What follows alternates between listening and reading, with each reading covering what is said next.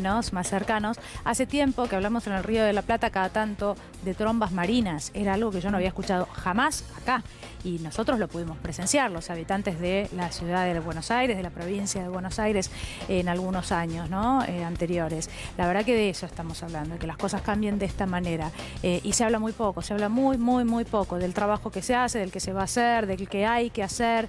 Entiendo que la pandemia sí ha corrido a un costado las cosas que no parecen urgentes, pero bueno, ¿quién puede dudar de la urgencia, ¿no? De esto que estamos mencionando, la gravedad también de esto que estamos mencionando? Mira, acá estamos viendo unas imágenes, lo repasamos con Gaby y Michi, son todas impactantes, muestran lo que está sucediendo en el mundo y expresan seguramente, ¿no?, la gravedad, la importancia y la urgencia que tiene todo lo que estamos charlando en este momento, ¿no? Y tiene que ver con lo que ha pasado en diferentes países, bueno, y zonas. California no es un país claramente, pero algunas zonas de otros países del mundo, Gaby. Es casi un país, ¿no? Tiene casi, 34 millones de habitantes, imagínate, ¿no? Pero sí, realmente es dramático, lo contaba Sheila recién, estos picos de calor acompañados de estos incendios forestales terribles. Ustedes mencionaban el tema de este informe de Naciones Unidas que es determinante, que le está diciendo, los expertos le están diciendo a las autoridades, tomen las medidas que tienen que tomar. Esto tiene que ver con reducir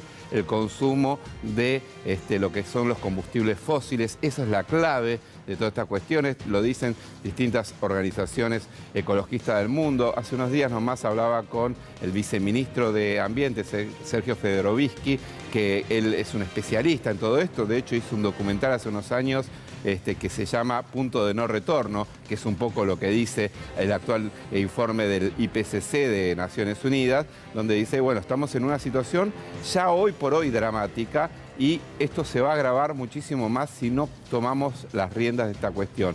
Y recién Sheila mencionaba lo de la bajante histórica del río Paraná, que se combina también con los incendios forestales que se vieron en Córdoba en los últimos tiempos, en la Patagonia también, porque el cambio climático, así como lo vemos reflejados en distintos lugares del mundo, también se está viendo en la República Argentina, ¿no? Y en un punto también hay determinadas condiciones, la deforestación de la Amazonia, que uno piensa, bueno, pasa en Brasil, no nos afecta. Sí, parte de la explicación de la bajante del río Paraná tiene que ver con aquella deforestación que se da en la Amazonia brasileña, también la utilización de represas, porque como le falta el agua, utilizan las represas para generar energía en territorio brasileño, y eso produce a su vez un menor caudal hacia el sur, es decir, hacia nosotros, pero también tiene que ver con que el crecimiento de lo que es la agricultura extensiva, la frontera agrícola por sobre los bosques naturales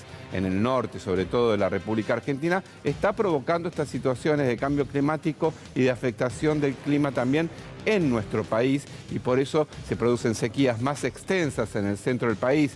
El invierno, que es seco en general en el centro del país, se extiende más, y en definitiva eso tiene consecuencias en nuestra vida.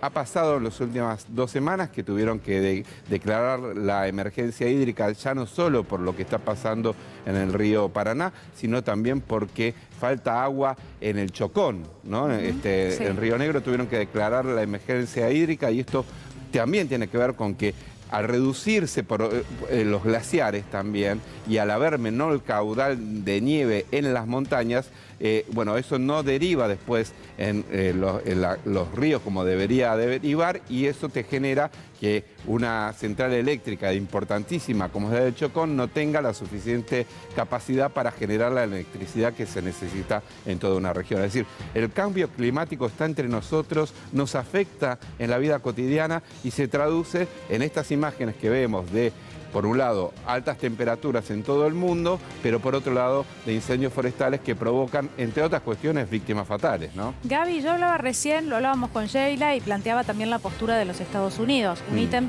importantísimo, ¿no?, fundamental, en lo que tiene que ver con esto. ¿Y qué fue lo que pasó con Estados Unidos también en los últimos 4 años por lo menos? Bueno, hubo una mirada del expresidente Trump que no tenía, estaba alejada de lo que era cualquier tarea para contrarrestar el efecto del cambio climático y estas gravísimas consecuencias.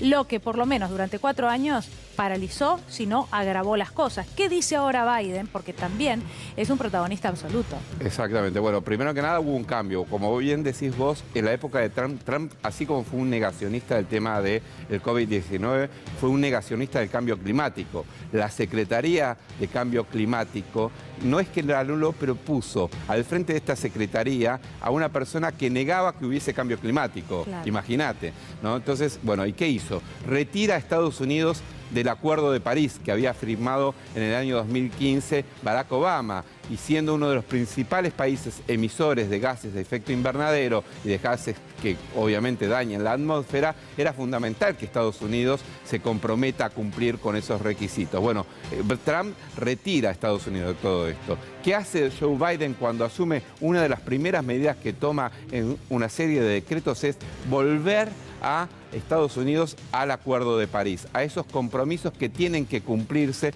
en cuanto a reducir las emisiones de los gases de efecto invernadero que producen el cambio climático. Bueno, en definitiva, esto tiene que ver con una decisión política clave. Y decía yo hace un ratito nomás que hay que ver qué se resuelve en la reunión que va a haber en noviembre en Glasgow. Porque, a ver, hubo una primer cumbre donde se abordó el tema del cambio climático en el año 1992 en Río de Janeiro. Hubo una segunda cumbre en el año 1997 en Kioto, en Japón, donde se dijo, sí, tenemos que avanzar en ese sentido.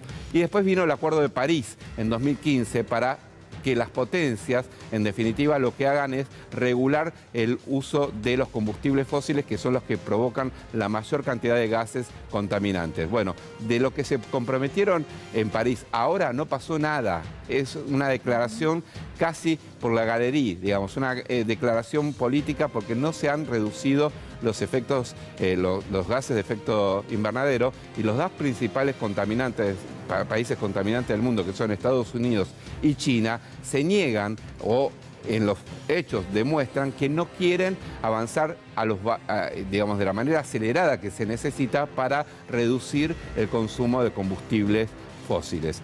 Sí está la promesa de Joe Biden de hace una semana diciendo, para el 2030 la mitad de los vehículos que se fabriquen y se aprueben en los Estados Unidos van a ser vehículos no contaminantes, vehículos eléctricos, pero que no necesitan combustibles fósiles.